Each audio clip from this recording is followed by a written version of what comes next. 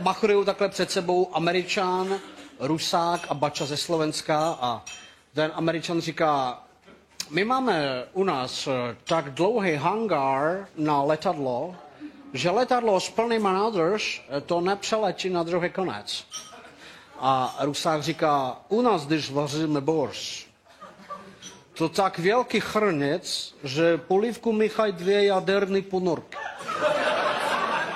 A Bača říká, ja mám kamoša, to je tiež Bača, on je zo Starého Smokovca. A tomu, keď sa kokot postaví, tak si mu takto 17 havranov posadí. A Američan říká, tak to je nejvíc asi. Tak jako takhle, ten hangár je veliký, ale letadlo to přeletí z obtíže má, jako na rezervu, ale přeletí, to je teda přeletí. A Rusák říká, u nás to nemí 2 jaderné ponorky, ale varečka, ale obrovská varečka.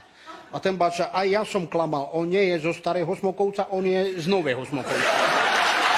2 kámoši v hospodě říká, Štefan, prosím ťa, ja by som veľmi súrne potreboval požičať 100 korunáčku, nemôžeš? A on, vieš čo? Keď ti požičam, budem nasraný, hej? Keď ti nepožičam, budeš nasraný ty. Spravíme kompromis, chod do piče.